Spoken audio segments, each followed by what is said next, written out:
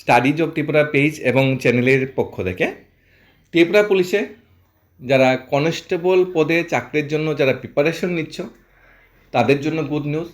যারা কনস্টেবল নিয়োগের জন্য বহু বছর ধরে ওয়েট করছো কবে বিজ্ঞাপন আসবে তাদের জন্য গুড নিউজ।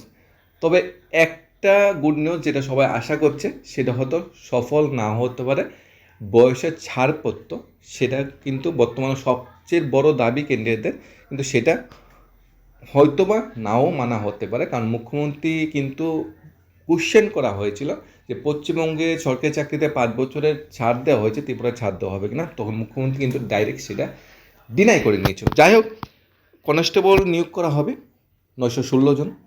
মন্ত্রিসভার সিদ্ধান্ত 2024 হয়েছিল, 2025 পাড়িয়ে 2026 মাঝামাঝি চলে এসেছে, 2026 শেষ হয়ে যাচ্ছে, এখনও কিন্তু সেই 916 জন কনস্টেবল বিজ্ঞাপন আসেনি। কিন্তু আশার আলোটা আমরা পেয়েছি তখন যখন কিছুদিন আগে যে একটি অনুষ্ঠানটা বিশেষ ভালো একটা অনুষ্ঠান ছিল। যারা কনস্টেবলে গত বছর চাকরি পেয়েছিল তারা 1 বছর ট্রেনিং পিরিয়ড কমপ্লিট হয়েছে।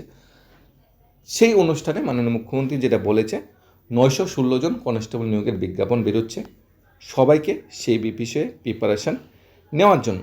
মাননীয় মুখ্যমন্ত্রী শুধু মুখ্যমন্ত্রী নয়, আরক্ষা দপ্তরেও উনি দায়িত্বপ্রাপ্ত মন্ত্রী, এবং ওনার তত্ত্বাবধানে কিন্তু কনস্টেবল নিয়োগের প্রসেসটা শুরু হবে, এবং উনি এই নিয়ে কিন্তু গ্রিন সিগন্যাল দিয়ে দিয়েছে। এই আশাটা আরও বেশি প্রতিফলিত হয়েছে যখন আমরা জানতে পারলাম 916 জন কনস্টেবল নিয়োগের জন্য কমিটি গঠন করা হয়েছে। সেই কমিটিতে ফার্স্ট ব্যাটালিয়নের কমান্ডেন্টকে চেয়ারম্যান করা হয়েছে মীরলাল দাস, প্রীতম চন্দ্র অ্যাসিস্ট্যান্ট কমান্ডেন্ট 10 ব্যাটালিয়নকে ওনাকে মেম্বার করা হয়েছে, Miss Dipa Debbarma deputy SP west Tripura member করা হয়েছে। রিপ্রেজেন্টেটিভ থাকছে এসসি ওয়েলফেয়ার ডিপার্টমেন্ট থেকে, এসটি ওয়েলফেয়ার ডিপার্টমেন্ট থেকে, এবং রিপ্রেজেন্টেটিভ থাকছে director of Sainik welfare government of Tripura থেকে। 6 জনকে এখানে কমিটিতে রাখা হয়েছে। এই 6 জনের কমিটির তত্ত্বাবধানে কনস্টেবল নিয়োগের প্রসেসটা কমপ্লিট হবে। এই 6 জন কমিটির তত্ত্বাবধানে এখানে ফিজিক্যাল ফিটনেস হবে, রিটেন বাইবা সমস্ত কিছু কমপ্লিট হবে, এবং এই 6 জনই মেইন দায়িত্বপ্রাপ্ত যারা এই রিক্রুটমেন্ট প্রসেসটা কমপ্লিট করবে। আমরা গত যে কনস্টেবল নিয়োগ হয়েছিল সেখানে 1000-এর কাছাকাছি কেন্দ্রের চাকরি পেয়েছিল, মানে অনেকটা যুদ্ধ সংগ্রাম হয়েছিল, 22-এর প্রসেস শেষ করতে 2025 লেগে গিয়েছিল। কিন্তু এবার আমরা আশা করছি এতটুকু সময় লাগবে না, কারণ কনস্টেবল নিয়োগের যে প্রসেসটা বিষয়ে সবার একটা আইডিয়া, একটা মানে ধারণা চলে এসেছে। এখন কিন্তু সেই প্রকার দেরি হওয়ার সম্ভাবনা খুবই কম।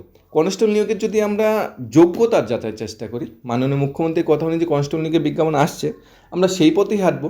কিন্তু বিজ্ঞাপন আসার পর যদি আমরা প্রস্তুতি নিই তাহলে আমরা অনেকটা পিছিয়ে যাবো। আমাদের এখন থেকে প্রস্তুতি নিতে হবে, এখন থেকে আমাদের প্রস্তুতি নিতে হবে। দেখো, কনস্টেবল নিয়োগ কিন্তু কোনো প্রমোশনাল পোস্ট নয়, এটা direct recruitment post, 100% direct recruitment post.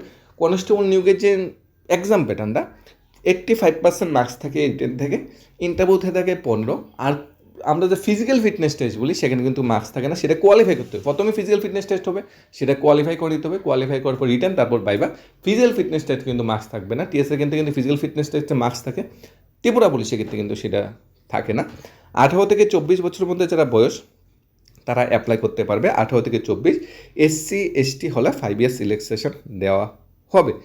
18 থেকে 24 বয়সের ছাড়পত্র, বয়সটা অনেকেই বাড়াতে অনেকেই দাবি করছে, কিন্তু সম্ভাবনা খুব কমই বয়সের ছাড় দেওয়া। তবে এসপিও জনরা বর্তমানে যারা ত্রিপুরা পুলিশে চাকরি করছে তারা 18 থেকে 30 বছরের মধ্যে করতে হবে, তাদের একটা স্পেশাল প্রেফারেন্স কিন্তু দেওয়া হয়েছে, তারা 30 বছরের মধ্যে অ্যাপ্লাই করতে পারবে। আর এসসি এসটিরা 29 বছরের মধ্যে অ্যাপ্লাই করতে পারবো। কিন্তু যারা স্পেশাল এসপিও যারা আছে, তারা যারা নতুন জয়েন করছে তারা না, মিনিমাম 3 বছর সার্ভিস করেছে তাদেরই কিন্তু বয়সের ছাড়পত্রটা পাবে। মাধ্যমিক পাস যোগ্যতায় অ্যাপ্লাই করা যাবে আনরিজার্ভ ক্যান্ডিডেটরা। এসসি এসটি ক্যান্ডিডেটরা 8 পাস হলে অ্যাপ্লাই করতে পারবে। এখানে হাইট বা অন্যান্য যে ব্যাপারগুলো যেগুলো আলোচনা করা হয়েছে, প্রথমত হাইট যেটা বলা হয়েছে মেল ক্যান্ডিডেটের ক্ষেত্রে 5 ফুট 6 ইঞ্চি হতে হবে ন্যূনতম হাইট। এসটি ক্যান্ডিডেট হলে 5 ফুট 5 ইঞ্চি হলে অ্যাপ্লাই করা যাবে। চেস্ট যেটা বলা হয়েছে, যাদের 5 ফুট 6 ইঞ্চি অ্যান্ড মোর যাদের চেস্ট, তাতে 31 থাকতে হবে আনএক্সপ্যান্ডেড, 33 ডিগ্রি থাকতে হবে, ইঞ্চ থাকতে হবে এক্সপ্যান্ডেড। হাইট যদি 5.6 ইঞ্চির নিচ হয় তাহলে 30 ইঞ্চ থাকতে হবে আনএক্সপ্যান্ডেড, যেটা বুক ফুলিয়ে বা নর্মাল যেটা বলা হয়, এক্সপ্যান্ডেড থাকতে হবে 35। ওমেন ক্যাটাগরিতে তো চেষ্টার কোনো বিষয় নেই, হাইট থাকবে মিনিমাম 5 ফুট, আদার ক্যান্ডিডেট যারা এসটি ক্যান্ডিডেট যারা আছে তাদের হাত 4 ফুট 11 ইঞ্চি হলে অ্যাপ্লাই করা যাবে। বেঙ্গলি ককবোর্ড বিষয়ে জানা থাকতে হবে। এটা হলো আমরা ফিজিক্যাল কোয়ালিটি, ফিজিক্যালটা যদি এরকম থাকে, আমার পাসপোর্ট যদি 4 ইঞ্চি থাকে আমি ইউআর ক্যাটাগরিতে হয়ে আমি অ্যাপ্লাই করতে পারবো না। আমার পাসপোর্ট 6টা যারা আছে তারাই প্রিপারেশন নিতে থাকো, আগেই নিজের উচ্চতাটা মেপে নেই। উচ্চতা যদি না থাকে, হাইট যদি না থাকে, তাহলে এই প্রতিযোগিতায় আসার কোনো কারণই হয় না। শুধু ফিজিক্যালে যাবে, সেখানে প্রথম রাউন্ডই বাদ হয়ে যাবে। প্রথমে তো হাইট চেক করো, প্রথম রাউন্ডই বাদ হয়ে যাবে। তাই পাসপোর্ট 6 ইঞ্চি থাকলেই কিন্তু ফিজিক্যাল ফিটনেসে যাওয়ার জন্য অনুরোধ আমরা করব। বাংলা বা ইনকম্পোজ ল্যাঙ্গুয়েজ তো যে কোনো একটা ল্যাঙ্গুয়েজ তো জানা থাকতে হবে ত্রিপুরায় চাকরি করতে, সেটা সবচেয়ে বড় বিষয়। এখানে আমরা যদি প্রথম হাইট যদি আমার ম্যাচ হয়ে যায়, হাইট যদি আমার মানে সেম বা তার বেশি হয়, তাহলে আমরা প্রথম রাউন্ডে কোয়ালিফাই করলাম। সেকেন্ড রাউন্ডে ম্যান ক্যান্ডিডেটের জন্য 4 কিমি দৌড়াতে হবে 21 মিনিটে। এটাতে কোয়ালিফাই করলে লং জাম্প হবে 14 ফিটে। এটাতে হলে শর্ট পুট 7.26 কেজি 18 ফুট নিয়ে ফেলতে হবে। হাই জাম্প দিতে হবে 4 ফুট উচ্চতায়। পুল আপ দিতে হবে 5 পুল আপস অ্যাট 1 গো। ম্যাক্সিমাম 2 অ্যাটেম্প দেওয়া হবে। 5 পুল আপস একবারে 5টা পুল আপ দিতে হবে, 2বার অ্যাটেম্প করার সুযোগ দেওয়া হবে। এটা যদি কোয়ালিফাই করতে পারো তাহলে তুমি ফিজিক্যাল ফিটনেসে কোয়ালিফাই করে নিলে। ওমেন ক্যান্ডিডেটের জন্য 1.6 কিমি দৌড়াতে হবে 9.5 মিনিটে। Long jump 10.5 feet, shot put 4 kg 14 feet, high jump 3.4 feet, আর হ্যাঙ্গিং বাই বার 30 সেকেন্ড। এই যে মেন ওমেন এই যে কোয়ালিফিকেশনটা চাওয়া হয়েছে, এই যে ফিজিক্যাল ফিটনেসটা চাওয়া হয়েছে, এটা যদি ম্যাচ করে তাহলে তুমি কোয়ালিফাই। এটা যদি কোয়ালিফাই করো তাহলে তোমার নেক্সট কী হবে? নেক্সট হবে তোমাদের রিটেন এক্সাম। রিটেনে কত থাকবে? 85% থাকবে 15। রিটেন এক্সামের জন্য কিন্তু ত্রিপুরা পুলিশ থেকে সিলেবাস স্ট্রাকচার কিন্তু খুব সুন্দর করে সাজানো হয়েছে। রিটেন এক্সামের 4টা পার্ট করা হয়েছে, part A, part B, part C, part D. প্রত্যেকটা পার্টে 15, 15, 10 এবং 5টা টোটাল 45টা কোশ্চেন থাকবে। মার্কস থাকবে ম্যাক্সিমাম 85, 1 ঘন্টা সময় দেওয়া হবে। জেনারেল নলেজ এবং রিজনিং থেকে থাকবে 15টা কোশ্চেন, 30 মার্কস দেওয়া হবে, প্রত্যেকটা কোশ্চেন 2 করে।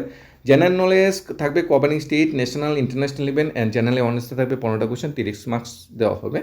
এলিমেন্টারি ম্যাথমেটিক্স থেকে 10টা কোশ্চেন থাকবে, 20 মার্কস দেওয়া হবে। এখানে আমাদের হয়েছে 80 মার্কস, 80 মার্কস, ঠিক আছে।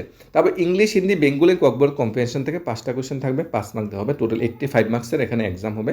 85 মার্কস এক্সামে যারা কোয়ালিফাই করবে, 85 মার্কস এক্সামে যারা কোয়ালিফাই করবে তাদের হবে কি বাইবা। এখন আমরা যদি মার্কসগুলো দেখি, যেরকম এখানে স্ট্রাকচারে দেওয়া হয়েছে, জেনারেল ইন্টেলিজেন্স রিজনিং থেকে যেমন রিজনিং ক্যাটাগরিতে পেপারগুলো আসবে, জেনারেল নলেজ পেপারগুলো আসবে, ইন্টেলিজেন্স পেপারগুলো আসবে, রিজনিং বিশেষ করে যেটা বলা হয়। আর জেনারেল নলেজ যেটা জিকে বলা হয় সেখান থেকে 30। ম্যাথমেটিক্স, এলিমেন্টারি ম্যাথমেটিক্স অর্থাৎ ক্লাস 6, 7, 8 ক্যাটাগরি যে ম্যাথমেটিক্সগুলো আছে, 8 ক্যাটাগরি ম্যাথমেটিক্স হবে 20 মার্কস। আর general English, Hindi, Bengali, Kokborok combination থাকবে 5 মার্কস। সব মিলে 85 মার্কসের এখানে এক্সাম হচ্ছে। 85 মার্কসের এক্সামে কোয়ালিফাই করলে হবে বাইবা। সব কিছু মিলিয়ে মাননীয় মুখ্যমন্ত্রীর বক্তব্যটা অনেকটা প্রাসঙ্গিক। মাননীয় মুখ্যমন্ত্রী বর্তমানে আরক্ষা দপ্তরকে সুন্দরভাবে সাজানো যাচ্ছে, হোম ডিপার্টমেন্টকে সুন্দরভাবে সাজাতে যাচ্ছে। হোম ডিপার্টমেন্ট তিনি জেল পুলিশ, ফায়ার সার্ভিস বলছি, স্পেশাল এক্সিকিউটিভ, টিএসআর, কনস্টেবল, প্রত্যেকটা প্রসেস উনি স্বচ্ছতার মাধ্যমে নিয়োগ করার একটা প্রতিশ্রুতি দিয়েছে, প্রতিজ্ঞা নিয়েছে।